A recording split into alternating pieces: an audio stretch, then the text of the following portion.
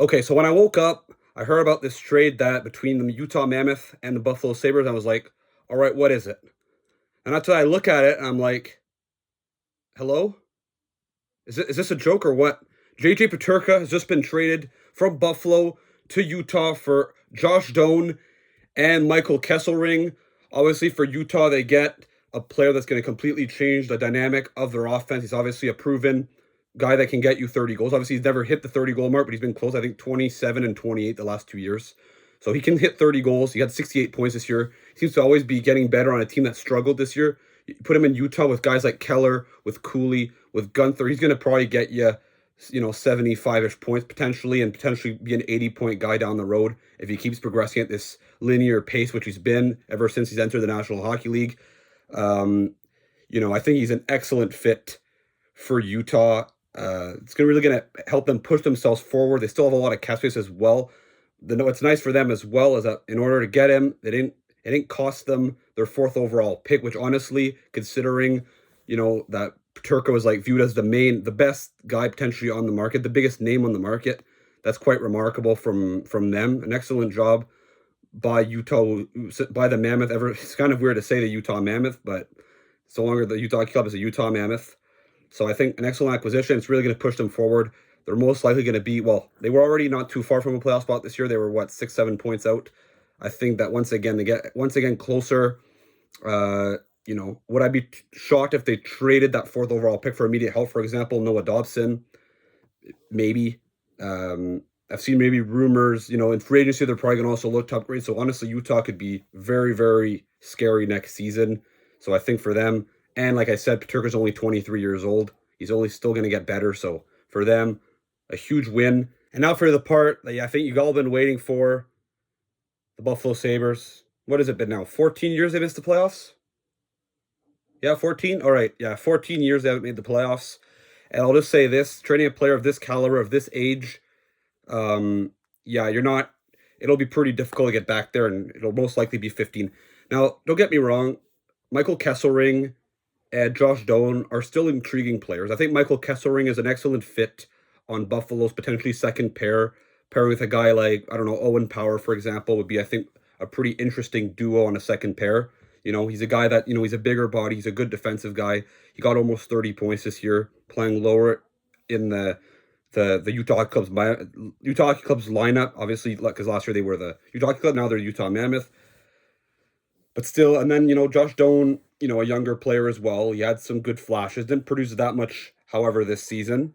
So, so those are two guys that, individually, and in a package to get those two guys, still an interesting return. But again, you're trading away JJ Peterka, a 23-year-old player that you drafted, that you developed, and that became very, very good for your team. I understand he wanted out. Forgot to mention also that he wanted out because he didn't want to sign in Buffalo. He got a big extension, by the way, with Utah for, I believe, 5 more years. Was it 7 million? I think 7.7 million, if I'm not mistaken. Because I don't have it right in front of me right now. I'll get to that later in the video if I'm able to. But yeah, for Utah, for Buffalo, what are you doing, man? If you're going to trade a guy like this, those two pieces are fine, but get more. Get a draft pick, get some prospects. Utah is loaded with those types of assets to trade. I just don't get it. And it's a team that, it's not surprising why they're missing the playoffs every year, because they're making dumb moves time after time. And to be honest, I'm starting to get to the point where I don't understand, how does Kevin Adams still have his job? Back in, a few years ago when they traded guys like Eichel, Ristolainen, Reinhardt, I could understand because they were redoing a rebuild. But at one point, when it's been 14 years, you haven't made the playoffs. By the way, it's 7.7 million for 5 years. That's JJ Peterka's contract, and he was an RFA, so it'll be kicking in next season. So anyway, getting back to Buffalo, it's been so long they haven't made the playoffs, and at one point you can't keep telling your fans, "Well, wait another year." At one point you got to go. You have to put an end to this streak somehow. There's players that want out now. All of a sudden, probably Byron was probably gonna get traded. I think Alex Tuck is probably a guy who only has 1 more year left. He could get traded. Would Tage Thompson surprise you that much? Honestly, at this point, I could see that happening. It's just a very low return. The only maybe explanation you could say is, what if they're trying to finish low again in the standings and tank next year to get Gavin McKenna? But again, they've drafted high so many times in the last decade and a half that how much do you need? At one point, is it enough? You know, I don't get it. Terrible asset management by Buffalo when it's a guy, like I said, as a core member. We knew he was in trade rumors, but again, when you have a guy, you know, especially with it being so expensive, you know, on the market, and that's what he goes for. It's crazy. And honestly, as a Montreal Canadiens fan who really wanted JJ Peterka to be a Canadiens target, I'm pretty disappointed with this news. Considering that, it leaves me on my appetite, saying we could have matched that. We could have. I understand Buffalo wanted a right-handed defenseman, and they got Kesselring, and the Canadiens don't really have that to offer at the moment. But still, like, you know, we're talking about JJ Peterka here. The Canadiens have so much to give that they could have found a way to make this deal. This video isn't on the Montreal Canadiens, but, you know, I'm a little disappointed with that.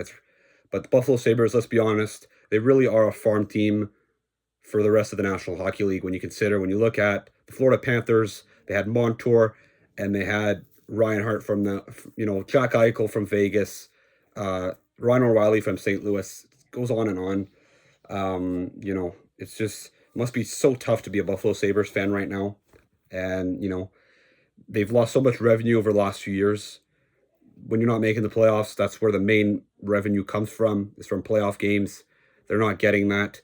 To be honest, if they miss the playoffs another 5 and maybe even 10 years, which honestly, I wouldn't be that surprised.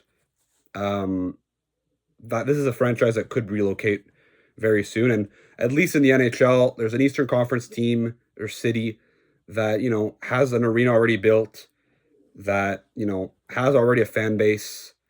I'm sure that, considering they play in a province so it's a Canadian team that plays in a province where there is a big market that has a rivalry with them historically, that could be maybe an alternative. I'm talking here about the Quebec Nordiques, bringing a team to Quebec. I think there's just, at one point, Buffalo clearly doesn't want to pay their players, and that's why I think they keep trading them all the time. And obviously, their players want out, mainly because they're tired of the losing, and the losing starts with up top not really wanting to pay their players, maybe not treating their players very well, maybe potentially as well. I don't know. I'm not there behind the scenes, but that must be something that's going on. You know, it starts somewhere, and if you're not capable of running this team properly, sell it. Sell it either to another person that's willing to keep the team in Buffalo, or maybe relocate and get rid of the complete mess of a franchise. It was a bit like the Utah Mammoth did with the Coyotes, getting rid of that franchise completely, you know, restarting it from scratch, even though they kept the same players around.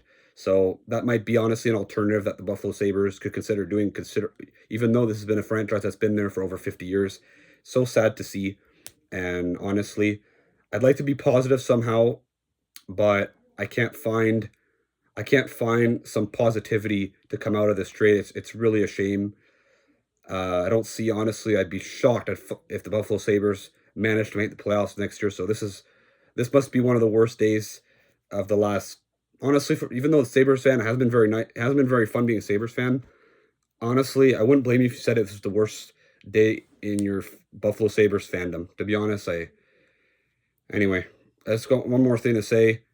Is this a joke? That finally puts an end to this video. Obviously, I'm very discouraged as just a general hockey fan to see this trade. Very sad. But obviously, there's going to be still some stuff coming out in the coming days. Obviously, as you can tell, I'm currently on vacation. I'm not in my regular studio, so eventually I will be back. I will be back there on July 1st.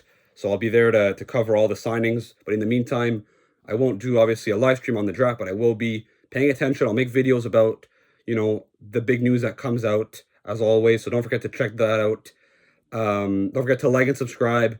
And I'll see you again for another video that could come out relatively soon if there's another trade. Ciao!